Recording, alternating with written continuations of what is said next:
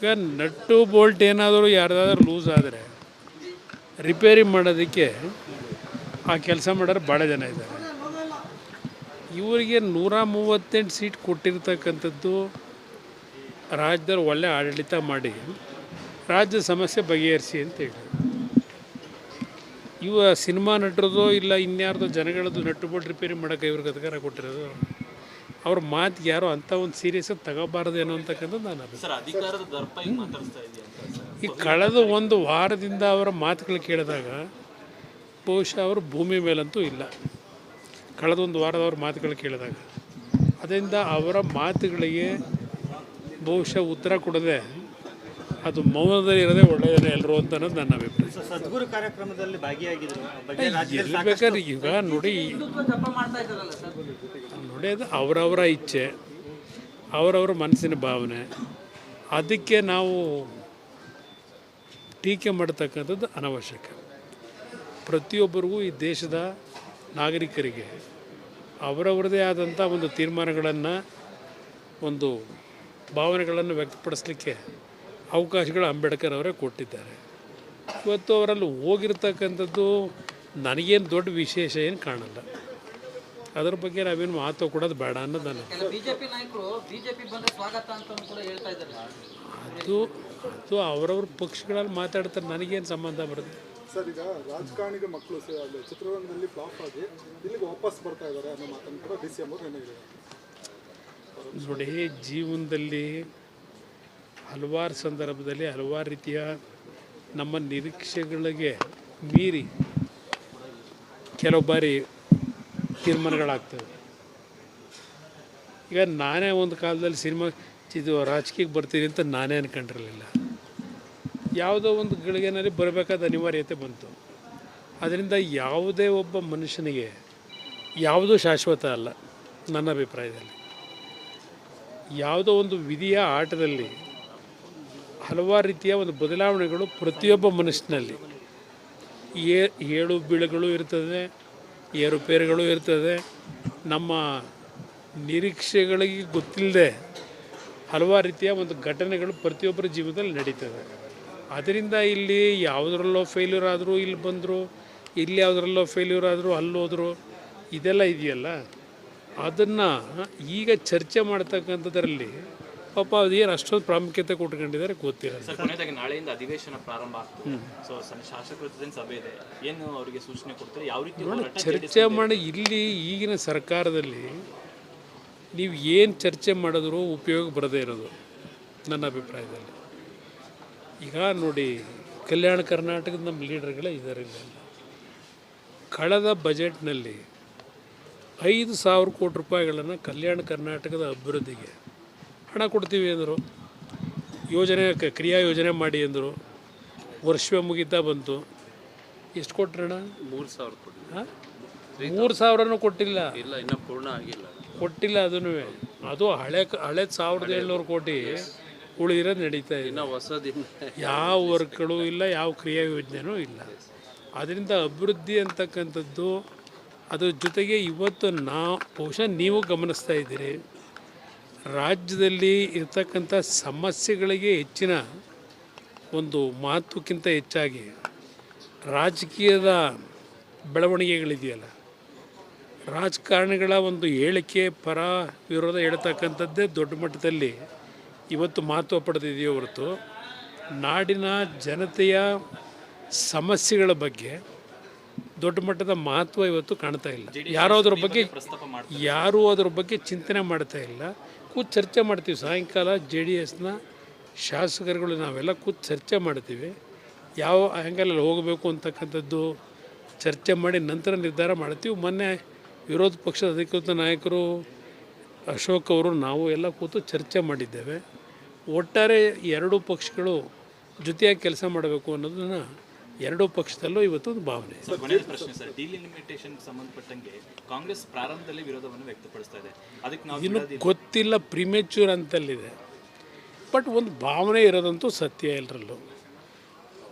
ಸಾಧಾರಣ ದಕ್ಷಿಣ ಭಾರತದ ರಾಜ್ಯಗಳಲ್ಲಿ ಜನಸಂಖ್ಯೆಯ ಆಧಾರ ತಗೊಂಡಾಗ ಲೋಕಸಭೆಯ ಸ್ಥಾನಗಳು ಕಡಿಮೆ ಆಗ್ತಿದೆ ಅಂತಕ್ಕಂಥದ್ದು ಇವತ್ತು ಪ್ರಾರಂಭ ಆಗಿರೋದಲ್ಲ ಚರ್ಚೆ, ಹಲವಾರು ದಿನಗಳಿಂದ ನಡೀತಾ ಇದೆ.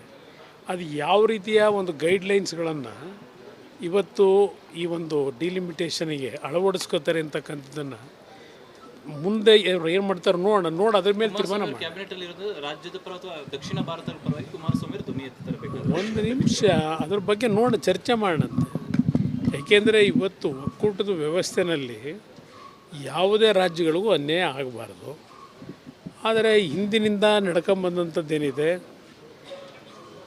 ಸ್ವಾತಂತ್ರ್ಯ ಬಂದ ನಂತರ 50 ವರ್ಷ ದೇಶದಲ್ಲಿ ಕರ್ನಾಟಕದಲ್ಲಿ ಕಾಂಗ್ರೆಸ್ಸೇ ಆಡಳಿತ ನಡೆಸ್ಕೊಂಬಂದರು. 83ನೇ ಇಸ್ವಿವರೆಗೆ 28ಕ್ಕೆ 28 ಲೋಕಸಭಾ ಸದಸ್ಯರು ಕಾಂಗ್ರೆಸ್ಸೇ, ಸಂಪೂರ್ಣ ಬಹುಮತ ಸರ್ಕಾರವೂ ಕಾಂಗ್ರೆಸ್ದೇ.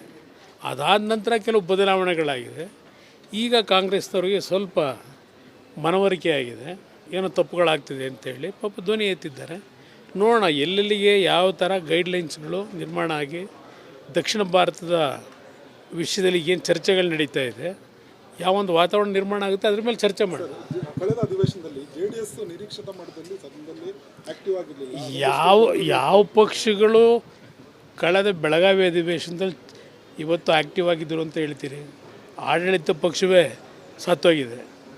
ಇನ್ನು ವಿರೋಧ ಪಕ್ಷಗಳೇನು ಮಾಡ್ತಾರೆ? ಈಗ ನಟ್ಟು ಬೋಲ್ಟ್ ಏನಾದರೂ ಯಾರ್ದಾದ್ರೂ ಲೂಸ್ ಆದರೆ ರಿಪೇರಿ ಮಾಡೋದಕ್ಕೆ ಆ ಕೆಲಸ ಮಾಡೋರು ಭಾಳ ಜನ ಇದ್ದಾರೆ. ಇವರಿಗೆ 138 ಸೀಟ್ ಕೊಟ್ಟಿರ್ತಕ್ಕಂಥದ್ದು ರಾಜ್ಯದಲ್ಲಿ ಒಳ್ಳೆ ಆಡಳಿತ ಮಾಡಿ ರಾಜ್ಯದ ಸಮಸ್ಯೆ ಬಗೆಹರಿಸಿ ಅಂತ ಹೇಳಿ. ಇವ ಸಿನಿಮಾ ನಟರದೋ ಇಲ್ಲ ಇನ್ಯಾರ್ದೋ ಜನಗಳದ್ದು ನಟ್ಟು ಬೋಲ್ಟ್ ರಿಪೇರಿ ಮಾಡೋಕ್ಕೆ ಇವ್ರಿಗೆ ಅಧಿಕಾರ ಕೊಟ್ಟಿರೋದು. ಅವ್ರ ಮಾತಿಗೆ ಯಾರೋ ಅಂಥ ಒಂದು ಸೀರಿಯಸ್ಸಾಗಿ ತಗೋಬಾರ್ದೇನೋ ಅಂತಕ್ಕಂಥದ್ದು ನಾನು ಅಧಿಕಾರದ ದರ್ಪ ಮಾತಾಡ್ತಾ ಈ ಕಳೆದ ಒಂದು ವಾರದಿಂದ ಅವರ ಮಾತುಗಳು ಕೇಳಿದಾಗ ಬಹುಶಃ ಅವರು ಭೂಮಿ ಮೇಲಂತೂ ಇಲ್ಲ. ಕಳೆದ ಒಂದು ವಾರದ ಅವ್ರ ಮಾತುಗಳು ಕೇಳಿದಾಗ ಅದರಿಂದ ಅವರ ಮಾತುಗಳಿಗೆ ಬಹುಶಃ ಉತ್ತರ ಕೊಡದೆ ಅದು ಮೌನದಲ್ಲಿ ಇರೋದೇ ಒಳ್ಳೆಯದೇ ಎಲ್ಲರೂ ಅಂತ ಅನ್ನೋದು ನನ್ನ ಅಭಿಪ್ರಾಯ. ಸದ್ಗುರು ಕಾರ್ಯಕ್ರಮದಲ್ಲಿ ಭಾಗಿಯಾಗಿದ್ರು ಎಲ್ಲಿ ಬೇಕಾದ್ರೆ ಈಗ ನೋಡಿ ಅದು ಅವರವರ ಇಚ್ಛೆ, ಅವರವರ ಮನಸ್ಸಿನ ಭಾವನೆ, ಅದಕ್ಕೆ ನಾವು ಟೀಕೆ ಮಾಡತಕ್ಕಂಥದ್ದು ಅನವಶ್ಯಕ. ಪ್ರತಿಯೊಬ್ಬರಿಗೂ ಈ ದೇಶದ ನಾಗರಿಕರಿಗೆ ಅವರವರದೇ ಆದಂಥ ಒಂದು ತೀರ್ಮಾನಗಳನ್ನು, ಒಂದು ಭಾವನೆಗಳನ್ನು ವ್ಯಕ್ತಪಡಿಸಲಿಕ್ಕೆ ಅವಕಾಶಗಳು ಅಂಬೇಡ್ಕರ್ ಅವರೇ ಕೊಟ್ಟಿದ್ದಾರೆ. ಇವತ್ತು ಅವರಲ್ಲಿ ಹೋಗಿರ್ತಕ್ಕಂಥದ್ದು ನನಗೇನು ದೊಡ್ಡ ವಿಶೇಷ ಏನು ಕಾಣಲ್ಲ.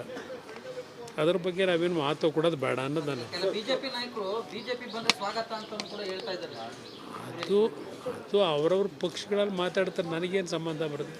ಸರ್, ಈಗ ರಾಜಕಾರಣಿಗೆ ಮಕ್ಕಳು ಚಿತ್ರರಂಗದಲ್ಲಿ ಫ್ಲಾಪ್ ಆಗಿ ಇಲ್ಲಿಗೆ ವಾಪಸ್ ಬರ್ತಾ ಇದ್ದಾರೆ ಅನ್ನೋ ಮಾತನ್ನು ಕೂಡ DCM ಅವರು ಏನಿದೆ ನೋಡಿ.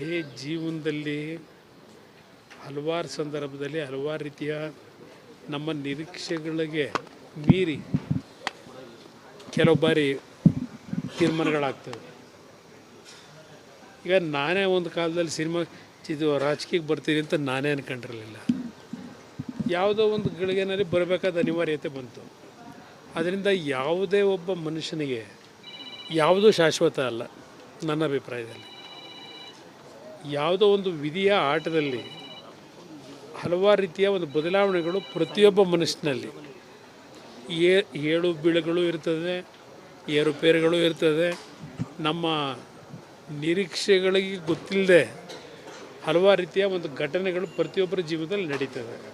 ಅದರಿಂದ ಇಲ್ಲಿ ಯಾವುದರಲ್ಲೋ ಫೇಲ್ಯೂರ್ ಆದರೂ ಇಲ್ಲಿ ಬಂದರು, ಇಲ್ಲಿ ಯಾವುದರಲ್ಲೋ ಫೇಲ್ಯೂರ್ ಆದರೂ ಅಲ್ಲೋದ್ರು, ಇದೆಲ್ಲ ಇದೆಯಲ್ಲ, ಅದನ್ನು ಈಗ ಚರ್ಚೆ ಮಾಡ್ತಕ್ಕಂಥದ್ರಲ್ಲಿ ಪಾಪ ಅದೇನು ಅಷ್ಟೊಂದು ಪ್ರಾಮುಖ್ಯತೆ ಕೊಟ್ಕೊಂಡಿದ್ದಾರೆ ಗೊತ್ತಿಲ್ಲ. ಕೊನೆಯದಾಗಿ ನಾಳೆಯಿಂದ ಅಧಿವೇಶನ ಪ್ರಾರಂಭ ಆಗ್ತದೆ. ಸೊ ಶಾಸಕರ ಜೊತೆ ಸಭೆ ಇದೆ, ಏನು ಅವರಿಗೆ ಸೂಚನೆ ಕೊಡ್ತಾರೆ, ಯಾವ ರೀತಿ ಚರ್ಚೆ ಮಾಡಿ? ಇಲ್ಲಿ ಈಗಿನ ಸರ್ಕಾರದಲ್ಲಿ ನೀವು ಏನು ಚರ್ಚೆ ಮಾಡಿದ್ರೂ ಉಪಯೋಗ ಬರದೇ ಇರೋದು ನನ್ನ ಅಭಿಪ್ರಾಯದಲ್ಲಿ. ಈಗ ನೋಡಿ, ಕಲ್ಯಾಣ ಕರ್ನಾಟಕದ ನಮ್ಮ ಲೀಡರ್ಗಳೇ ಇದ್ದಾರೆ. ಕಳೆದ ಬಜೆಟ್ನಲ್ಲಿ 5,000 ಕೋಟಿ ರೂಪಾಯಿಗಳನ್ನು ಕಲ್ಯಾಣ ಕರ್ನಾಟಕದ ಅಭಿವೃದ್ಧಿಗೆ ಹಣ ಕೊಡ್ತೀವಿ ಅಂದರು. ಯೋಜನೆ ಕ್ರಿಯಾ ಯೋಜನೆ ಮಾಡಿ ಅಂದರು. ವರ್ಷವೇ ಮುಗಿತಾ ಬಂತು. ಎಷ್ಟು ಕೊಟ್ರಣ? 3,000 ಕೋಟಿ. 3,000 ಕೊಟ್ಟಿಲ್ಲ, ಇಲ್ಲ, ಇನ್ನೂ ಪೂರ್ಣ ಆಗಿಲ್ಲ, ಕೊಟ್ಟಿಲ್ಲ. ಅದೂ ಅದು ಹಳೆ 1,700 ಕೋಟಿ ಉಳಿದಿರೋದು ನಡೀತಾ ಇದೆ. ಯಾವ ವರ್ಕ್ಗಳು ಇಲ್ಲ, ಯಾವ ಕ್ರಿಯಾ ಯೋಜನೆಯೂ ಇಲ್ಲ. ಅದರಿಂದ ಅಭಿವೃದ್ಧಿ ಅಂತಕ್ಕಂಥದ್ದು ಅದ್ರ ಜೊತೆಗೆ ಇವತ್ತು ಬಹುಶಃ ನೀವು ಗಮನಿಸ್ತಾ ಇದ್ದೀರಿ, ರಾಜ್ಯದಲ್ಲಿ ಇರ್ತಕ್ಕಂಥ ಸಮಸ್ಯೆಗಳಿಗೆ ಹೆಚ್ಚಿನ ಒಂದು ಮಹತ್ವಕ್ಕಿಂತ ಹೆಚ್ಚಾಗಿ ರಾಜಕೀಯದ ಬೆಳವಣಿಗೆಗಳಿದೆಯಲ್ಲ, ರಾಜಕಾರಣಿಗಳ ಒಂದು ಹೇಳಿಕೆ ಪರ ವಿರೋಧ ಹೇಳ್ತಕ್ಕಂಥದ್ದೇ ದೊಡ್ಡ ಮಟ್ಟದಲ್ಲಿ ಇವತ್ತು ಮಹತ್ವ ಪಡೆದಿದೆಯೋ ಹೊರತು ನಾಡಿನ ಜನತೆಯ ಸಮಸ್ಯೆಗಳ ಬಗ್ಗೆ ದೊಡ್ಡ ಮಟ್ಟದ ಮಹತ್ವ ಇವತ್ತು ಕಾಣ್ತಾ ಇಲ್ಲ. ಯಾರೂ ಅದ್ರ ಬಗ್ಗೆ ಚಿಂತನೆ ಮಾಡ್ತಾ ಇಲ್ಲ. ಕೂತು ಚರ್ಚೆ ಮಾಡ್ತೀವಿ ಸಾಯಂಕಾಲ JDSನ ಶಾಸಕರುಗಳು ನಾವೆಲ್ಲ ಕೂತು ಚರ್ಚೆ ಮಾಡ್ತೀವಿ, ಯಾವ ಆ್ಯಂಗಲಲ್ಲಿ ಹೋಗಬೇಕು ಅಂತಕ್ಕಂಥದ್ದು ಚರ್ಚೆ ಮಾಡಿ ನಂತರ ನಿರ್ಧಾರ ಮಾಡ್ತೀವಿ. ಮೊನ್ನೆ ವಿರೋಧ ಪಕ್ಷದ ಅಧಿಕೃತ ನಾಯಕರು ಅಶೋಕ್ ಅವರು ನಾವು ಎಲ್ಲ ಕೂತು ಚರ್ಚೆ ಮಾಡಿದ್ದೇವೆ. ಒಟ್ಟಾರೆ ಎರಡೂ ಪಕ್ಷಗಳು ಜೊತೆಯಾಗಿ ಕೆಲಸ ಮಾಡಬೇಕು ಅನ್ನೋದನ್ನು ಎರಡೂ ಪಕ್ಷದಲ್ಲೂ ಇವತ್ತೊಂದು ಭಾವನೆ ಇದೆ. ಕೊನೆಯ ಪ್ರಶ್ನೆ ಸರ್, ಡಿಲಿಮಿಟೇಷನ್ ಸಂಬಂಧಪಟ್ಟಂಗೆ ಕಾಂಗ್ರೆಸ್ ಪ್ರಾರಂಭದಲ್ಲಿ ವಿರೋಧವನ್ನು ವ್ಯಕ್ತಪಡಿಸ್ತಾ ಇದೆ. ಅದಕ್ಕೆ ನಾವು ಇನ್ನು ಗೊತ್ತಿಲ್ಲ, ಪ್ರಿಮೆಚ್ಯೂರ್ ಅಂತಲ್ಲಿದೆ. ಬಟ್ ಒಂದು ಭಾವನೆ ಇರೋದಂತೂ ಸತ್ಯ ಎಲ್ಲರಲ್ಲೂ. ಸಾಧಾರಣ ದಕ್ಷಿಣ ಭಾರತದ ರಾಜ್ಯಗಳಲ್ಲಿ ಜನಸಂಖ್ಯೆ ಆಧಾರ ತಗೊಂಡಾಗ ಲೋಕಸಭೆಯ ಸ್ಥಾನಗಳು ಕಡಿಮೆ ಆಗ್ತಿದೆ ಅಂತಕ್ಕಂಥದ್ದು ಇವತ್ತು ಪ್ರಾರಂಭ ಆಗಿರೋದಲ್ಲ, ಚರ್ಚೆ ಹಲವಾರು ದಿನಗಳಿಂದ ನಡೀತಾ ಇದೆ. ಅದು ಯಾವ ರೀತಿಯ ಒಂದು ಗೈಡ್ಲೈನ್ಸ್ಗಳನ್ನು ಇವತ್ತು ಈ ಒಂದು ಡಿಲಿಮಿಟೇಷನಿಗೆ ಅಳವಡಿಸ್ಕೋತಾರೆ ಅಂತಕ್ಕಂಥದ್ದನ್ನು ಮುಂದೆ ಏನು ಮಾಡ್ತಾರೆ ನೋಡೋಣ, ಅದ್ರ ಮೇಲೆ ತೀರ್ಮಾನ ಮಾಡಿ. ಕ್ಯಾಬಿನೆಟ್ ಅಲ್ಲಿ ಇರೋದು ರಾಜ್ಯದ ಪರ ಅಥವಾ ದಕ್ಷಿಣ ಭಾರತದ ಪರವಾಗಿ ಕುಮಾರಸ್ವಾಮಿ ಧ್ವನಿ ಎತ್ತಿ ತರಬೇಕು. ಒಂದು ನಿಮಿಷ ಅದ್ರ ಬಗ್ಗೆ ಚರ್ಚೆ ಮಾಡೋಣಂತೆ. ಏಕೆಂದರೆ ಇವತ್ತು ಒಕ್ಕೂಟದ ವ್ಯವಸ್ಥೆಯಲ್ಲಿ ಯಾವುದೇ ರಾಜ್ಯಗಳಿಗೂ ಅನ್ಯಾಯ ಆಗಬಾರ್ದು. ಆದರೆ ಹಿಂದಿನಿಂದ ನಡ್ಕೊಂಬಂದಂಥದ್ದೇನಿದೆ,